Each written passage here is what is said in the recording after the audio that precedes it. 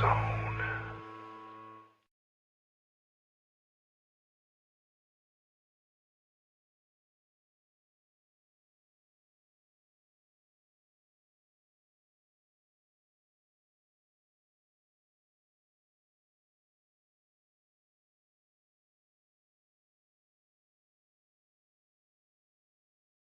Greetings, fellow Fright Fiends. It's your buddy Boogeyman Ben here for another episode of Boogeyman Ben's Horror Zone. And today's video is going to be talking about a new documentary that was just released on Friday the 13th this year. It's called Unearthed and Untold, The Path to Pet Sematary. And this is a documentary that I found out about going back into 2013. I did a Pet Sematary series retrospective where I talked about Pet Sematary 1 and Pet Sematary 2. Also, I did hear that there's a Pet Sematary documentary that's being made. It's called Unearthed and Untold: The Path to Pet Sematary. It's I think it's independently funded. What I'll do is I'll put a link to the Facebook page below. I'm anxious to see this. I've been seeing that they're getting some good actors from the film to do interviews and everything. So I'm really looking forward to seeing it. This documentary had started filming around that time. It was just released. It's on Amazon Prime. I got it off of iTunes, and I've watched it a couple times. Really enjoyed it. Really want to talk about it. It's one of my favorite horror films of all time, Pet Sematary. And I really hope everyone looks forward to me talking about this documentary. Please stay tuned. So the movie was written and directed by John, I'm going to say this, it's hard to say his name, Campopiano and Justin White.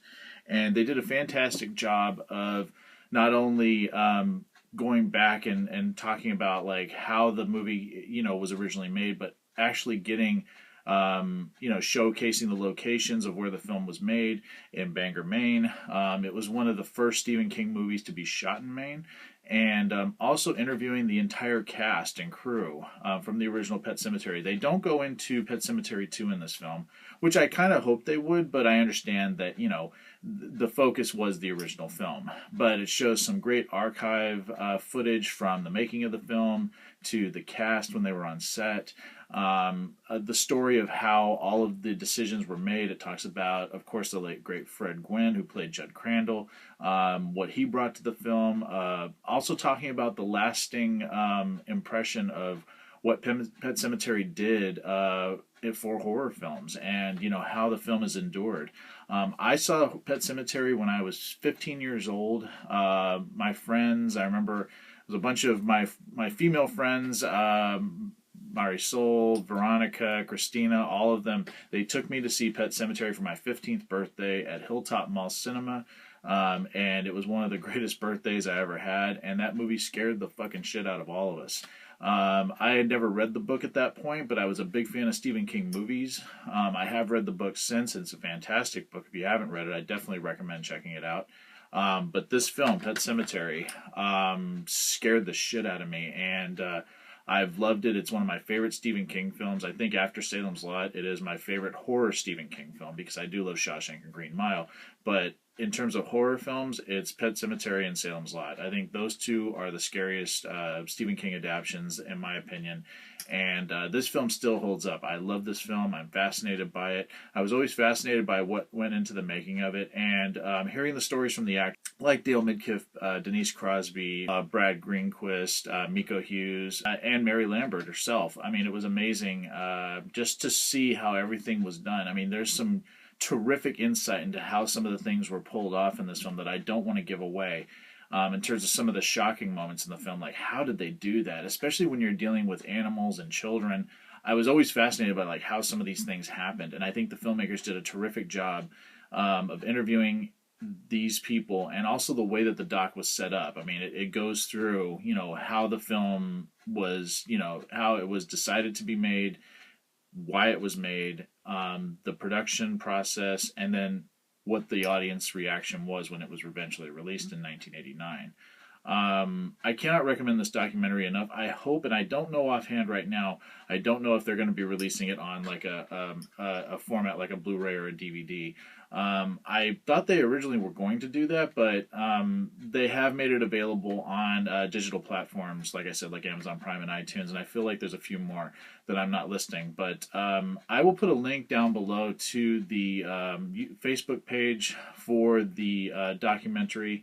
I mean, these guys did a tremendous job. and it's so great that I finally was able to watch it. And it's a very short documentary compared to some of the other ones that I've reviewed. It's only about an hour and 37 minutes, so it's very short, but it's so well done, and you get a lot of information in a short amount of time, and it's so well done. Can't not recommend it enough. If you are a fan of Pet Sematary, you definitely owe it to yourself to pick this documentary up and check it out. Like, if you buy it on iTunes, I paid $9 for it. It was $9.99, so $10. Completely worth it. I would have spent so much more on it. Definitely giving it 5 skulls.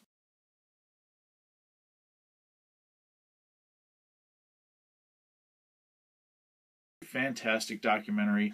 Such a big fan of the Pet Sematary films, and I had hoped that that franchise would go on, and unfortunately it didn't. And I still hear rumblings about a Pet Sematary remake, and I really hope it doesn't happen, because I think the original, the fact that it was adapted by King, just leave it alone. It's still a great film, and the entire cast is fantastic in it, and this documentary is fantastic. So, if you, like I said, if you are a fan of Pet Sematary, please go out and support this documentary, support the filmmakers. They did a terrific job. They worked really hard on it, and that's all I can say is that it's great. And as a fan, someone that's been a fan of this film for going on 28 years, which is fucking crazy, cannot recommend it enough. So I want to thank everyone for taking the time to watch this video. If you've seen the Pet Sematary documentary, Unearthed and Untold, The Path to Pet Sematary, please leave your thoughts in the comment section below. Would love to hear from everyone. And as always, thanks so much for watching Boogeyman Ben's Horror Zone, and I will talk to you guys later. Take it easy. Stay scared. Peace.